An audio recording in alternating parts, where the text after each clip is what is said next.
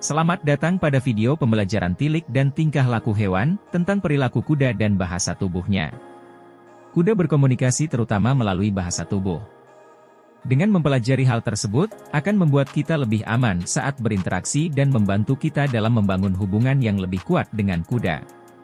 Berikut adalah beberapa visualisasi contoh bahasa tubuh kuda. Pertama, kita akan melihat beberapa tanda relaksasi.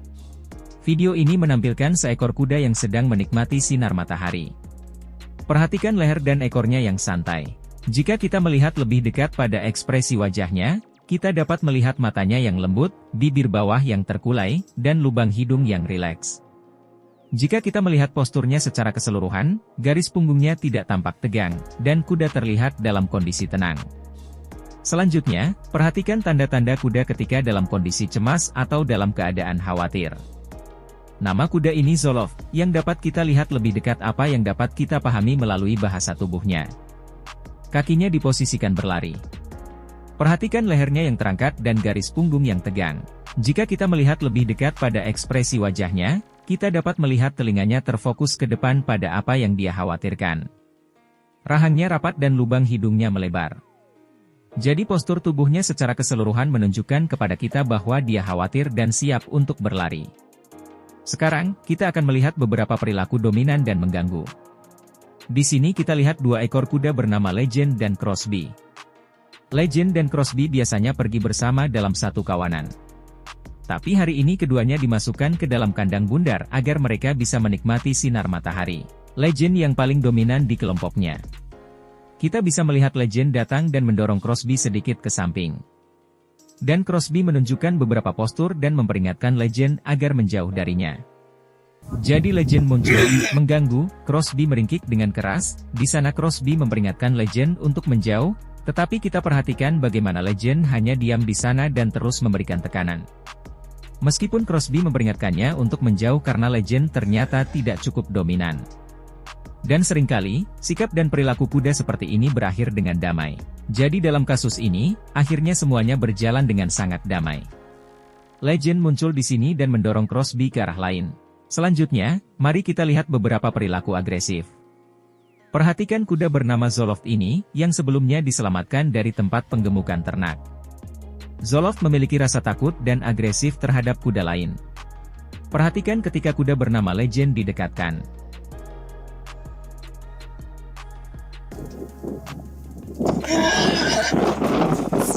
Jika kita melihat lebih dekat pada postur Zoloft, kita dapat melihat bahwa Zoloft memiliki garis punggung yang tegang. Jika kita melihat ekspresi wajahnya, kita dapat melihat telinganya mengarah datar ke belakang. Rahangnya terkatup rapat. Dan Zoloft mempunyai lekukan di sekitar hidungnya.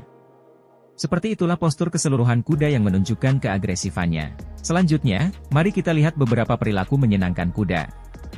Di sini kita melihat dua ekor kuda menikmati hari yang indah dan bermain bersama, dan terkadang hal ini dapat disalahartikan sebagai agresif.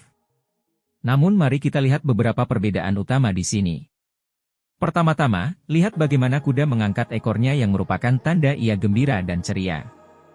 Perhatikan juga pandangannya yang lembut terhadap kuda lain meskipun ia sedang berdiri. Dan lihat bagaimana telinganya tidak mengarah ke belakang. Jadi sekarang kita telah melihat beberapa bahasa tubuh kuda yang berbeda. Mari kita bahas tentang bagaimana memahami kuda berdasarkan lingkungan di mana mereka berada dan keadaan ketika kita dekati. Terkadang kita melihat dua bahasa tubuh yang terlihat sangat mirip, namun sebenarnya memiliki arti yang berbeda. Mari kita bahas dua contohnya. Perhatikan bahasa tubuh kuda yang agresif dibanding kuda yang sedang memperhatikan kita. Dan jika kita melihat kedua postur ini, sekilas keduanya terlihat mirip. Namun jika kita melihat lebih dekat pada mata dan hidung, serta ekspresi keseluruhannya, kita dapat melihat betapa berbedanya kedua posisi ini. Di sini kita melihat seekor kuda yang sedang dipasangi pelana dan ia mengibaskan ekornya untuk mengusir lalat. Kita dapat melihat ekspresinya yang ramah dan santai saat dipasangkan pelana. Sekarang perhatikan kuda yang sama, tapi kali ini ketika ia sedang dibebani pelana, ia mengibaskan ekornya karena kesal atau mungkin merasa sakit. Dan kita bisa melihatnya, karena bahasa tubuh berbeda yang menunjukkan ketidaknyamanannya. Sekarang kita telah melihat beberapa contoh bahasa tubuh dalam skenario berbeda dan bagaimana bahasa tubuh dapat berbeda dalam situasi berbeda. Jelas sekali bahwa dengan memahami bahasa tubuh kuda, akan menyelamatkan kita saat berinteraksi dengan kuda. Saya akan menunjukkan beberapa contoh. Saya akan bekerja dengan kuda-kuda di lapangan, dan menunjukkan kepada Anda bagaimana saya menangani mereka berdasarkan bagaimana mereka menampilkan bahasa tubuh mereka. Sebentar lagi, kita akan melihat seekor kucing bernama Gidget. Si kucing akan berlarian di sana. Saya berjalan bersama Mac, dan di sini Mac menunjukkan perilaku tegang dan waspada. Tunjukkan kita tetap menemaninya, memintanya untuk bersantai, dan kelihatan ia merumput, jadi saya menarik perhatiannya kembali kepada saya, meyakinkannya, lalu pergi bersamanya. Di sini saya berinteraksi dengan Zoloft.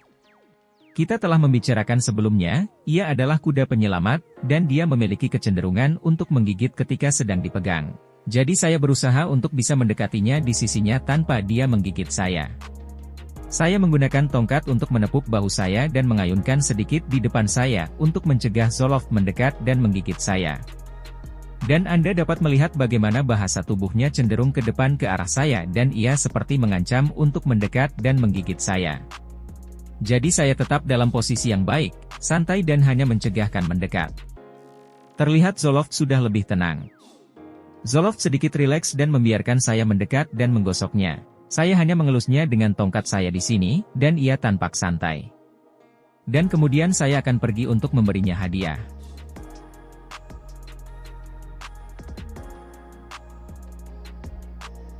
Setelah kita memahami cara membaca bahasa tubuh kuda di bawah, dan kita telah memiliki pengetahuan dan keterampilan yang baik di sana, kini kami siap untuk naik ke atas pelana.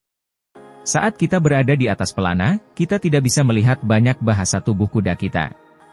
Lalu bagaimana cara kita berkomunikasi dengannya saat di atas pelana dengan jelas agar bisa bekerja sama sebagai satu tim? Cara kita berkomunikasi dengan kuda saat berkuda adalah melalui perasaan. Karena kita tidak bisa melihatnya, kita merasakan apa yang terjadi di bawah kita. Kita bisa merasakan semuanya dari tempat perhatian mereka berada. Di sini Legend sedikit bergerak maju. Ketika saya menaruh kaki di sini, memindahkan kaki kanan, sebenarnya saya sedang berkomunikasi di sana. Jadi kita bisa merasakan semuanya, mulai dari mana perhatiannya, hingga bagaimana keadaan emosinya. Apakah ia tegang, apakah ia santai, apakah ia seimbang atau tidak seimbang. Jadi ketika kita menunggang kuda, kemampuan untuk merasakan kebersamaan dengannya adalah cara kita berbicara dan menjaga hubungan selama kita bekerja bersama. Sebagai pengendara kuda, kemampuan mengembangkan perasaan harus selalu ditingkatkan. Kemampuan tersebut harus selalu diasah, salah satunya dengan belajar kepada seorang profesional yang berpengetahuan luas. Seorang profesional akan memberi umpan balik perkembangan kita, dan ia juga dapat membantu kita memahami dengan lebih baik apa yang kita rasakan, dan apakah itu benar-benar tujuan yang ingin kita capai. Hal lain yang hebat bagi saya adalah menunggangi kuda berpengalaman yang sangat terlatih. Kesempatan tersebut benar-benar dapat memberikan manfaat yang luar biasa dalam membantu kita memahami seperti apa seharusnya kuda yang seimbang dan baik, dan membantu kita untuk dapat memberikan bimbingan dan arahan yang lebih baik kepada kuda kita saat kita menungganginya. Sampai jumpa di video pembelajaran selanjutnya.